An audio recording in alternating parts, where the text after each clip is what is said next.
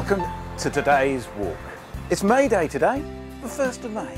Beautiful sunshine here in the midst of spring. And look at this blanket, isn't it gorgeous? Bluebells. Today we're going to take you all the way to Goodwood via Kingley Vale. But first of all, we wanted you to see this wonderful carpet, nature's carpet, Hyacinth non-scripta. They've been protected since the 1981 Countryside and Wildlife Act, and quite right too. Who would want to deny anyone from seeing this? I wish you could smell it. I really wish you could smell it.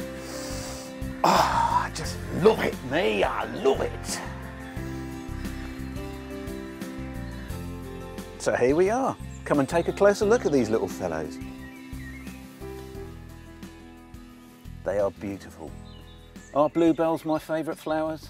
They have to be. Some of my favourite memories and earliest memories of childhood days walking through glades like this with the sun coming through from the trees above. Well, April showers here on the 1st of May. Up there, that's Kingley Vale, and that's where we're going to head. It's a very exciting place and a very important one as well. That's the largest yew forest in Western Europe. In there is some of the oldest trees you'll find anywhere in Britain. In fact, research carried out in 1996 suggests that some of those trees predate pre-Christian times, which if true, would make them the oldest living organisms anywhere in the British Isles.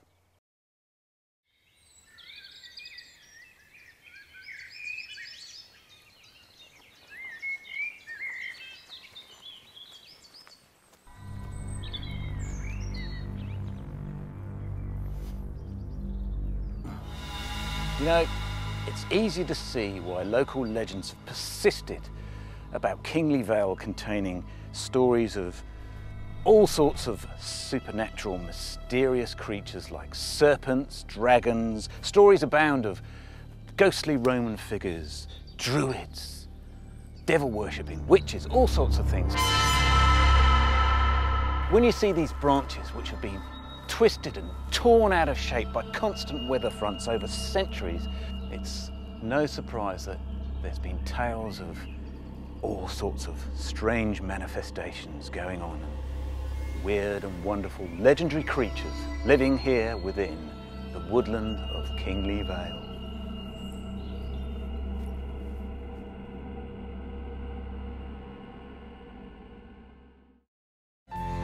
Oh dear.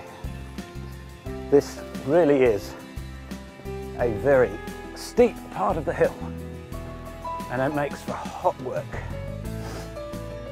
Of course, to give you a bit of a timeline, what's going on at the moment, this coming Thursday, the country goes to the polls. It's election day, which, to be perfectly frank, is all very boring. We've got no political convictions one way or the other. We don't swing to the left or the right. We don't care. If you excuse me, I'm going to remove my fleece. So, if you wouldn't mind just looking at the lovely views, I shall disrobe.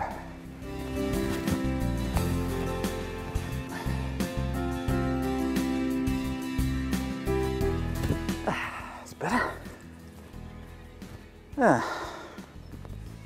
Yes, as I say, totally impartial we are.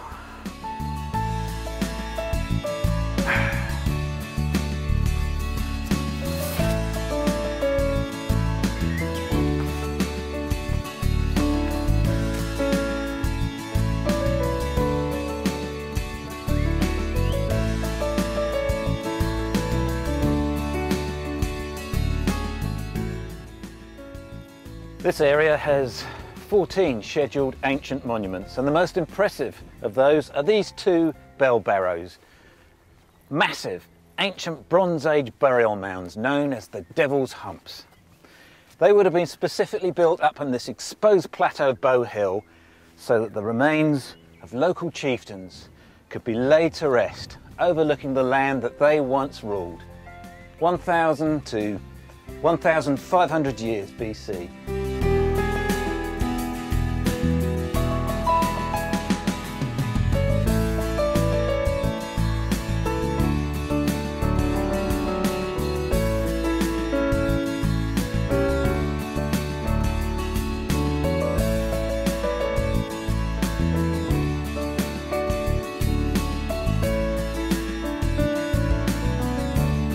Sir Arthur Tansley was a renowned 20th century biologist and the man who gave the English language the word ecosystem. It was his persistence in having this whole area preserved that resulted in Kingley Vale becoming a national nature reserve in 1952, one of the country's first. And this stone was placed here to commemorate his achievements.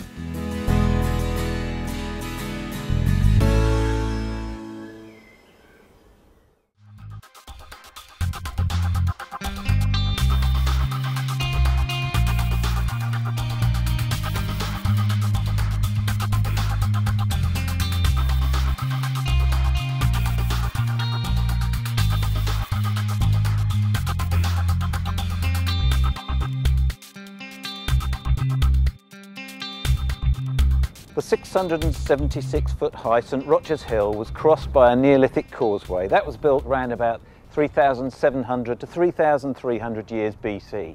After that came this Iron Age hill fort, which we know as the Trundle. It's a Saxon word, basically means circle. In 1645, the Trundle was used as a base by a group of political activists known as the Clubmen. They were formed to help protect the common people from atrocities carried out by both sides during the English Civil War. Yes, history tells us all about regicide, the execution of Charles I, Oliver Cromwell and all that, but the Clubmen, they get to the heart of the tragedy. Theirs is the untold story of that violent and bloody conflict. What fascinates me most of all about all this is when you consider that during Paleolithic times, which is round about when Stone Age man would have been wandering around here, the sea would have lapped right up to the foot of this hill. And we know that because raised beach deposits have been unearthed at the foot of Trundle Hill. That all changed during one of our many ice ages when compacted northern ice sheets pressed down and forced southern England up by about 130 feet. And that forced the sea level away to its current position over 8 miles to the south.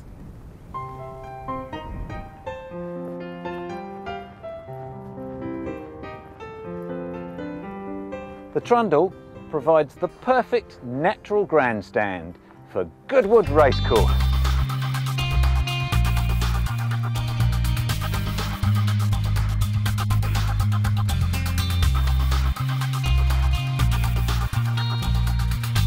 Horse racing was first introduced at Goodwood by the 3rd Duke of Richmond in 1801 when he put a course called the Harrowway on his Goodwood Park estate. Today it's recognised as one of the top courses in the country, with the glorious Goodwood meeting being one of the most eagerly awaited events in the horse racing calendar when it starts on the final Tuesday of every July.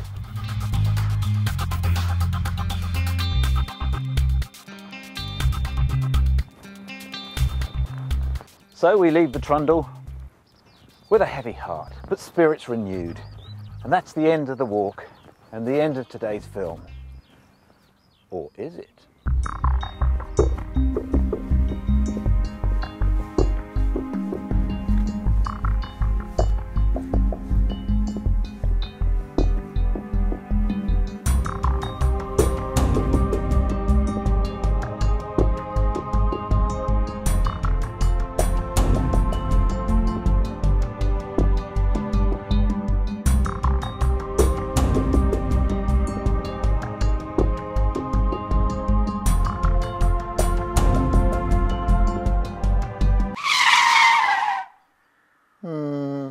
Yeah, it is.